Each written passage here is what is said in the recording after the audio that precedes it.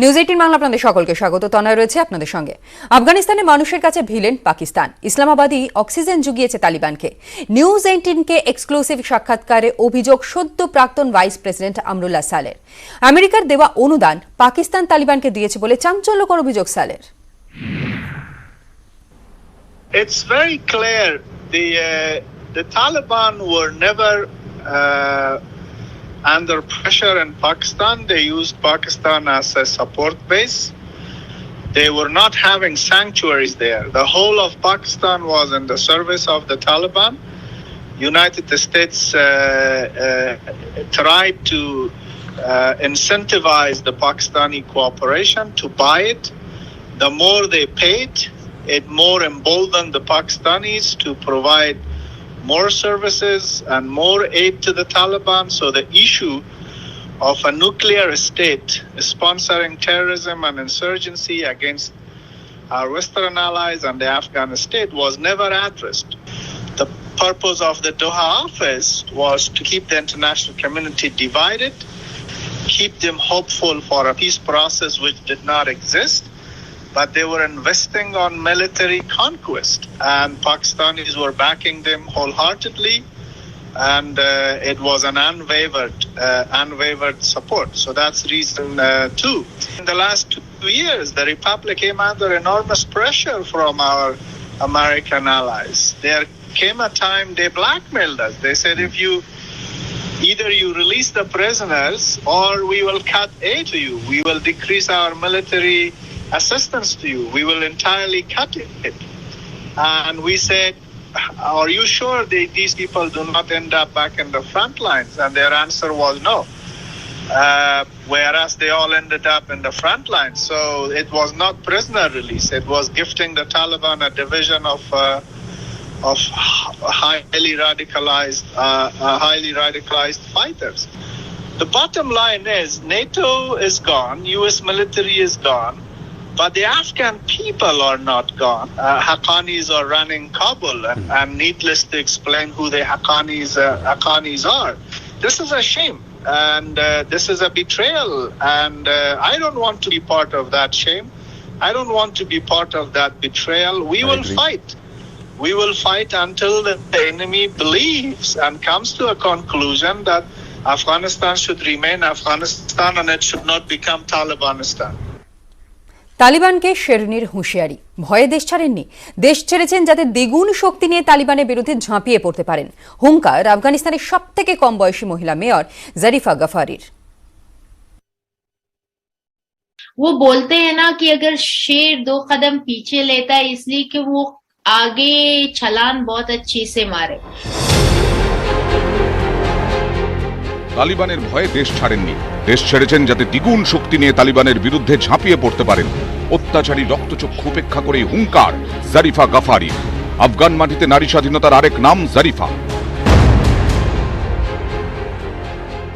This country was ours and this country will remain ours. Doesn't matter who comes, when comes. If women like me are now not there, it's just because वो बोलते हैं ना कि अगर शेर 2 कदम पीछे लेता है इसलिए कि वो आगे छलान बहुत अच्छे से मारे। 2018 সালে জারিফাকে ময়দান শহরের মেয়র করেন আফগানিস্তানের তৎকালীন প্রেসিডেন্ট আশরাফ গনি।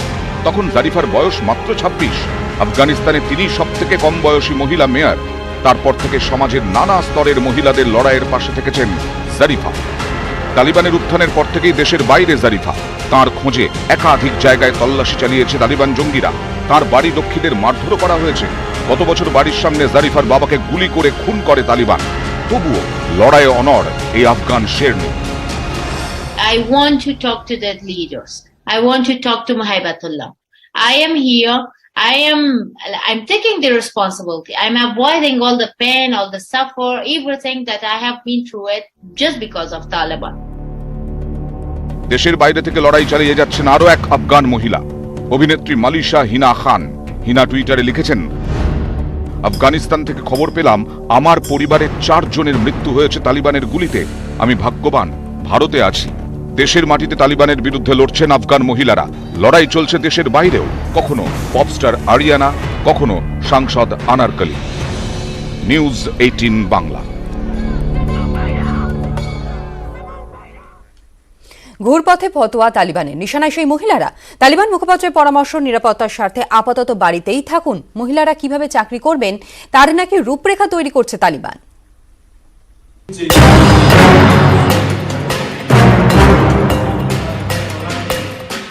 কথায় এক, কাজে আরেক। তারই নাম তালিবান। যত সময় যাচ্ছে ততই তা আরো স্পষ্ট হয়ে যাচ্ছে। কাবুল দখলের পর তালিবান দাবি করেছিল তারা নাকি উদার হয়ে গিয়েছে, শরিয়াত মেনে মহিলারা চাকরি করলে কোনো আপত্তি নেই। সেই তালিবানই মঙ্গলবার বলল মহিলারা কিভাবে চাকরি করবেন তা নিয়ে রূপরেখা তৈরির কাজ চলছে। যতদিন না চূড়ান্ত হচ্ছে বাড়িতেই থাকুন মহিলারা। মহিলাদের নিরাপত্তার কথা ভেবেই নাকি এই পরামর্শ। অনেকের মতে এ যেন অশ্বত্থামা হত ইতি গজ, অর্থাৎ কোনো ফতোয়া জারি করা হলো না, আবার মহিলাদের চাকরিতে ঘুরপথে নিষেধাজ্ঞাও চাপানো হলো। কারণ মহিলারা যদি বাড়ি থেকে বেরোতেই না পারেন তাহলে চাকরি করবেন কিভাবে? তালিবান মুখপাত্র জবিউল্লাহ মুজাহিদের যদিও বক্তব্য এই পরামর্শ সাময়িক। সে দাবিতে ভরসা নেই আফগানিস্তানের অধিকাংশ মহিলারই, তাঁদের স্মৃতিতে এখনো তাজা। 21শে হারের পর জায়গায় জায়গায় বিজেপি ছাড়া প্রবণতা বাড়ছে। সাংগঠনিক রিপোর্টে পদ্ম শিবিরে অস্বস্তি, সেই সঙ্গেই ভাবাচ্ছে সাংগঠনিক বৈঠকে হেভিওয়েটদের গড় হাজিরার তালিকা। 21-এর কুরুক্ষেত্রে মমতার বাজিমাত, বিজেপির স্বপ্নভঙ্গ, ঘুরে দাঁড়াতে বিজেপি পথ খুঁজছে। এই পরিস্থিতিতে সোমবার থেকে শুরু হয় দলের 3 দিনের সাংগঠনিক বৈঠক। কিন্তু সূত্রের খবর সাংগঠনিক বৈঠকে গড় হাজিরা ভাবাচ্ছে বিজেপিকে। বুধবার হাওড়ার সাংগঠনিক জেলার বৈঠকে নেই জটু লাহিড়ী, রাজীব বন্দ্যোপাধ্যায়। এদিনই হুগলির সাংগঠনিক বৈঠকে অনুপস্থিত লকেট চট্টোপাধ্যায়। ভোটের আগে রাজীব বন্দ্যোপাধ্যায়ের ফুল বদল, কিন্তু ভোটে বিজেপির জার্সিতে ব্যর্থ। তারপর থেকেই রাজীবের সঙ্গে বিজেপির দূরত্ব বাড়তে থাকে।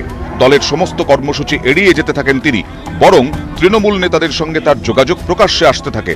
এহেন রাজীব এদিন অনুপস্থিত। একই সঙ্গে জল্পনা বাড়িয়েছে হুগলির সাংসদ লকেট চট্টোপাধ্যায়ের অনুপস্থিতি। অনেকেই বলছেন বঙ্গে বিজেপির পরাজয়ের পর থেকেই লকেটের তৎপরতা সেভাবে চোখে পড়ছে না। এরই সঙ্গে বিজেপির মাথা ব্যথা বাড়িয়েছে জেলা স্তরের রিপোর্ট। সূত্রের খবর, বিভিন্ন জেলার সাংগঠনিক রিপোর্টে দাবি করা হয়েছে ভোটের পর বিজেপি ছাড়ার প্রবণতা বাড়ছে। মুকুল রায়, অর্জুন সিং এর এলাকায় বিজেপি থেকে তৃণমূলে ফিরছেন অনেকে। রিপোর্টে এও বলা হয়েছে আদি বিজেপি নেতাদের অনেকেই এখনো সেভাবে সক্রিয় নন। পর্যবেক্ষকদের একাংশের মতে এটা পদ্ম শিবিরের কাছে চিন্তার। আমরা তাদেরকে স্বীকার করেছি, পার্টিতে কাজ করার সুযোগ দিয়েছি, টিকিট দিয়েছি, পদ দিয়েছি। থাকবেন কি থাকবেন না সেটা ব্যক্তিগত অধিকার। যেভাবে একটা পার্টি ছেড়েছেন আবার পার্টি ছাড়তে পারেন। যদি মুকুল রায়ের মতো নেতা ছেড়ে যান তাহলে রাজনীতির প্রতি লোকের আস্থা বিশ্বাস নষ্ট হয়ে যাবে। এসেছেন লক্ষ লক্ষ হাজার হাজার সংখ্যায়, দু একদিনের অসুবিধা হতেই পারে, এটা ব্যতিক্রম ধরে নেওয়া যেতে পারে। আমরা জানতাম যে একদিন মানুষের মোহভঙ্গ হবে, যারা এদের সঙ্গে গেছে আশা ভঙ্গ হবে, এবং এই বিপরীতমুখী যে অবস্থান এখন অনেকে নিতে চাইছেন বা নিয়েছেন, এই বিপরীতমুখী অবস্থানটা আমরা আগে থেকেই আমরা ভেবেছিলাম যে এটা ঘটবে। সূত্রের খবর, আদি বিজেপি নেতাদের যোগ্য সম্মান দিয়ে আরো বেশি করে দলে সক্রিয় করে তোলার নির্দেশ দেওয়া হয়েছে। তৃণমূল ভেঙে সরকার গড়তে চেয়েছিল বিজেপি, কিন্তু ক্ষমতায় না আসতে পেরে নিজের দলেই ভাঙনের মুখে বিজেপি। সক্রিয়তার নিরিখে অনেক পিছিয়ে আদি বিজেপির তুলনায় নব্য বিজেপি। কেন্দ্রীয় নেতৃত্ব যে দাবাই বাতলাচ্ছেন তা থেকে একটা জিনিস স্পষ্ট, যে আদি বিজেপির ওপর, পুরনো বিজেপির ওপরেই আস্থা রাখতে হবে, অর্থাৎ ফিরতে হবে শিকড়ে। ক্যামেরায় সুদীপ গুছাইতের সঙ্গে অরূপ দত্ত, নিউজ 18 বাংলা, কলকাতা। পুলিশের অনুমতি ছাড়াই শহীদদের সম্মান যাত্রা বিজেপির, এবং এই অভিযোগে রায়গঞ্জে আটক 5 বিজেপি নেতা। মালদা এবং দক্ষিণ দিনাজপুর জেলায় কর্মসূচি শেষ করেই গতকাল সন্ধ্যায় শহীদদের সম্মান যাত্রা শুরু করা হয়। উত্তর দিনাজপুরে কালিয়াগঞ্জে পৌঁছয় সেই যাত্রা, এবং তারপরেই 5 বিজেপি নেতাকে আটক করেছে পুলিশ, যেমনটা খবর পাচ্ছি আমরা। উত্তম পাল এই মুহূর্তে আমাদের সঙ্গে টেলিফোন লাইনে রয়েছে।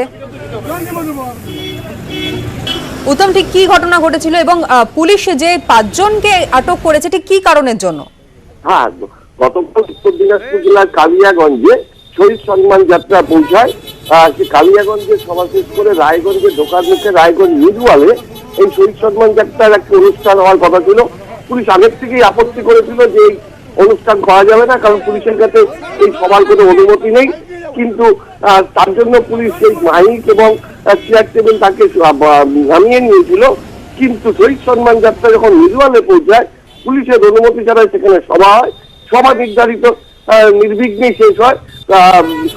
কেন্দ্রীয় স্বরাষ্ট্র প্রতিমন্ত্রী যে চিত্রাবাণী সেখান থেকে বেরিয়ে যাওয়ার পরে পুলিশ এই সভা করার বেআইনি সভা করার অভিযোগে পুলিশ 5 জন বিজেপি নেতাকে আটক করেছে, বাজেয়াপ্ত করা হয়েছে মাইক এবং বেশ কিছু চেয়ার।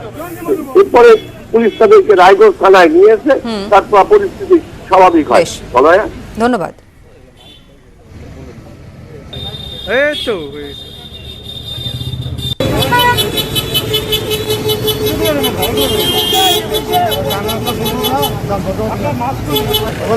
পুলিশের অনুমতি ছাড়াই শহীদ সম্মান যাত্রা করার অভিযোগে রায়গঞ্জে আটক 5 বিজেপি নেতা। মালদা দক্ষিণ দিনাজপুর জেলার কর্মসূচি শেষ করেই গতকাল সন্ধ্যায় শহীদ সম্মান যাত্রা উত্তর দিনাজপুরের কালিয়াগঞ্জে।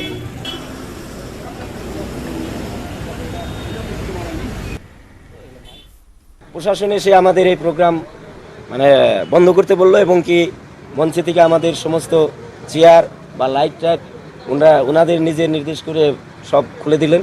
এরা বলতেছে যে এখানে করোনা চলছে, এত লোক ভিড় কেন, বা আপনি পারমিশন নাই কেন।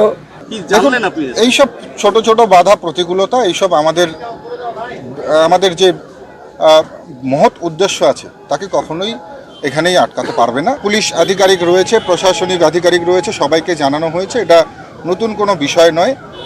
আর এই প্রতিকূলতা বাধাকে সাথে নিয়ে আমরা চলছি। আজকে লড়াই করতে করতে আমরা এখানে এসে পৌঁছেছি, এটা নতুন কিছু নয় আমাদের কাছে। পশ্চিম মেদিনীপুরের শালবনীতে পথ দুর্ঘটনা, আহত 4। আহতদের মধ্যে 3 জন পুলিশকর্মী। বুধবার রাতে শালবনী থানার ভাদুতলায় এই ঘটনাটি ঘটে। পুলিশ সূত্রে যে খবর, নাইট পেট্রোলিং এর সময় একটি 10 চাকার লরি নিয়ন্ত্রণ হারিয়ে পুলিশের গাড়িতে ধাক্কা মারে এবং গাড়ির চালক কিছু বুঝে ওঠার আগেই ঘটে যায় এই দুর্ঘটনা। চালক সহ পুলিশ কর্মীরা গুরুতর আহত হন। তাদের মেদিনীপুর মেডিকেল কলেজ হাসপাতালে ভর্তি করা হয়েছে। আসানসোলের কুলটিতে এক রেলকর্মীর গুলিবিদ্ধ দেহ উদ্ধার। কুলটি থানার চীনাকুড়ি রেল সাইডিং সংলগ্ন এলাকার ঘটনা। মৃতের নাম চন্দ্রদেব পাসওয়ান। চীনাকুড়ি রেল সাইডিং সংলগ্ন রেলের পাওয়ার গ্রিডের রুমের ভেতর থেকে ওই রেলকর্মীর গুলিবিদ্ধ দেহ উদ্ধার হয়। কী কারণে তা নিয়ে ধন্দে পুলিশ। হায়দ্রাবাদের প্রাচীন গভীর জলাধার সংস্কারে কাজ করছেন জলযোদ্ধা কল্পনা রমেশ। আর এই জলাধারগুলির ঐতিহাসিক গুরুত্ব অপরিসীম। এই কুয়োগুলিতে বছরের পর বছর প্রচুর আবর্জনা জমেছিল। কল্পনা রমেশের মতো জলযোদ্ধা শুধু এই ঐতিহাসিক কুয়োগুলিকে বাঁচাচ্ছেন তা নয়, তাদের নতুন জীবন দান করছেন। প্রাচীন কুয়োগুলি সংস্কারের ফলে শহরের জলস্তরও বাড়ছে।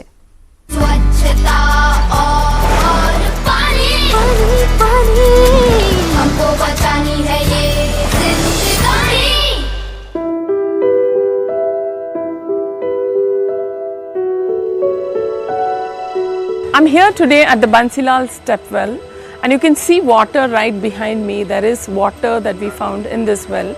Earlier was a huge garbage dump. Cities were built around traditional water systems to give water to communities. It provided water to communities. It provided a socio-cultural space for people that lived around the wells. Today we've lost this language.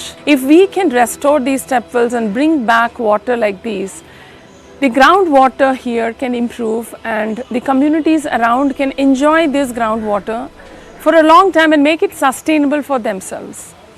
We really need to step up, create a lot of awareness and bring communities in for the change, connecting people to water, because urban stories are not really connected with the water stories.